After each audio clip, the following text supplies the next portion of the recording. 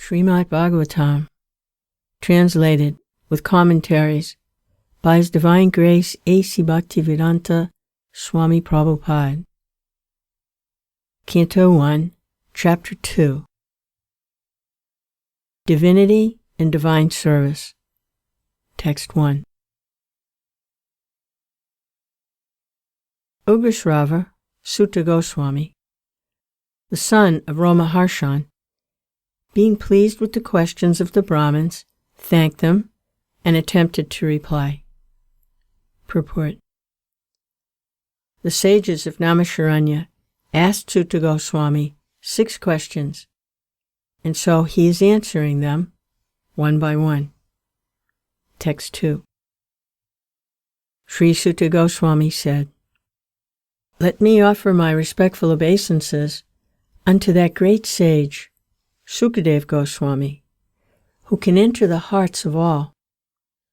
When he went away to take up the renounced order of life, sannyas, leaving home without undergoing the sacred thread ceremony, his father, Vyasadeva, cried out to him, 'Oh, my son!' Indeed, only the trees echoed in response to the bereaved father." Purport. The institution of Varna and Ashram prescribes many regulative duties to be observed by its followers. Such duties enjoin that a candidate willing to study the Vedas must approach a bona fide spiritual master and request acceptance as his disciple. The sacred thread is the sign of those who are competent to study the Vedas from the Acharya or the bona fide spiritual master. Sri Sukadeva Goswami did not undergo such a purificatory ceremony because he was a liberated soul from his very birth. Generally, a man is born as an ordinary being, and by the purificatory processes, he is born for the second time. When he sees a new light and seeks direction for spiritual progress, he approaches a spiritual master to instruct him in the Vedas. The spiritual master accepts only the sincere inquirer as his disciple and gives him the sacred thread. In this way, a man becomes twice born, or a Dvija.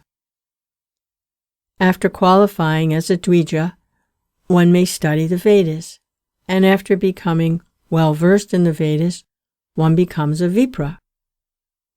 A Vipra, or a qualified Brahmin, thus realizes the Absolute and makes further progress in spiritual life until he reaches the Vaishnava stage.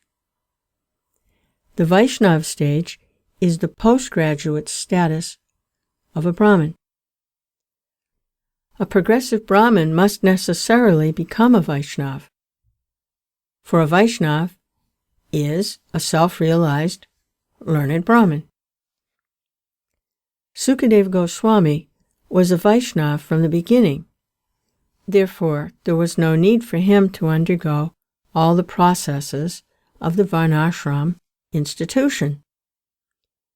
Ultimately, the aim of Varnashram Dharma is to turn a crude man into a pure devotee of the Lord, or a Vaishnava.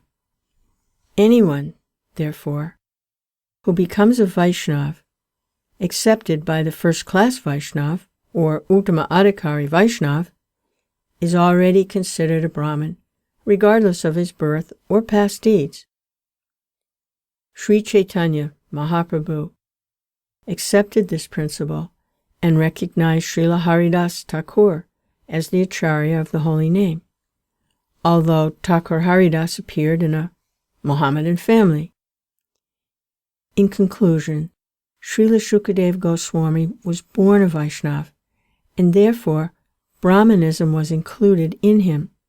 He did not have to undergo any ceremonies. Any low-born person Bihiya Kirata, Huna, Andhra, Pulinda, Pulkasa, Abira, Sumba, Yavana, Kashadi, or even lower, can be delivered to the highest transcendental position by the mercy of Vaishnavas. Śrīla Sukadeva Goswami was the spiritual master of Sri Sutta Goswami, and therefore he offers his respectful obeisances unto him before he begins his answers to the questions of the sages at Naimisharanya. Text 3. Let me offer my respectful obeisances unto him, Shuka, the spiritual master of all sages, the son of Vyasadeva, who, out of his great compassion for those gross materialists who struggle to cross over the darkest regions of material existence, spoke this Purana, supplement to the Vedas, the cream of Vedic knowledge, after having personally assimilated it by experience.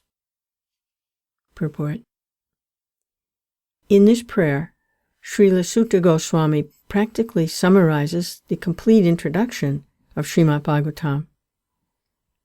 Śrīmad-Bhāgavatam is the natural, supplementary commentary on the Vedanta Sutras. The Vedanta Sutras, or the Brahma Sutras, were compiled by Vyasadeva with a view to presenting just the cream of Vedic knowledge. Śrīmad-Bhāgavatam is the natural commentary on this cream. Śrīla Sukadeva Goswami was a thoroughly realized master of the Vedanta Sutra, and consequently he also personally realized the commentary, Śrīmad-Bhāgavatam. And just to show his boundless mercy upon bewildered materialistic men who want to cross completely over nescience, he recited for the first time this confidential knowledge. There is no point in arguing that a materialistic man can be happy. No materialistic creature, be he the great Brahma or an insignificant ant, can be happy. Everyone tries to make a permanent plan for happiness, but everyone is baffled by the laws of material nature. Therefore, the materialistic world is called the darkest region of God's creation. Yet, the unhappy materialist can get out of it simply by desiring to get out. Unfortunately, they are so foolish that they do not want to escape. Therefore, they are compared to the camel, who relishes thorny twigs, because he likes the taste of the twigs mixed with blood. He does not realize that it is his own blood and that his tongue is being cut by the thorns. Similarly, to the materialist, his own blood is as sweet as honey, although he is always harassed by his own material creations. He does not wish to escape. Such materialists are called karmis. Out of hundreds and thousands of karmis, only a few may feel tired of material engagement and desire to get out of the labyrinth. Such intelligent persons are called jnanis. The Vedanta Sutra is directed to such jnanis. But Śrīla Vyāsadeva, being the incarnation of the Supreme Lord, could foresee the misuse of the Vedanta Sutra by unscrupulous men, and therefore he personally supplemented the Vedanta Sutra with the Bhagavat Purana. It is clearly said that this Bhagavatam is the original commentary on the Brahma Sutras. Śrīla Vyāsadeva also instructed the Bhagavatam to his own son, Śrīla Sukadeva Goswami, who was already at the liberated stage of transcendence. Śrīla Shukadeva realized it personally and then explained it. By the mercy of Śrīla Shukadeva, the Bhagavad-Vedanta Sutra is available for all those sincere souls who want to get out of material existence. Srimad-Bhāgavatam is the one unrivaled commentary on Vedanta Sutra. Sripad Shankaracharya intentionally did not touch it because he knew that it would be difficult for him to surpass the natural commentary. He wrote his Sararakya and his so-called followers deprecated the Bhagavatam as some new presentation. One should not be misled by such propaganda directed against the Bhagavatam by the Mayavad school. From this introductory sloka, the beginning student should know that Śrīmad-Bhāgavatam is the only transcendental literature meant for those who are Paramahamsas and completely freed from the material disease called malice. The Mayavadis are envious of the personality of Godhead, despite Sripad Shankaracharya's admission that Narayan, the personality of Godhead, is above the material creation. The envious Mayavadi cannot have access to the Bhagavatam, but those who are really anxious to get out of this material existence may take shelter of this Bhagavatam, because it is uttered by the liberated Śrīla Shukadeva Goswami. It is the transcendental torchlight by which one can see perfectly the transcendental absolute truth realized as Brahman, Paramatma, and Bhagavan.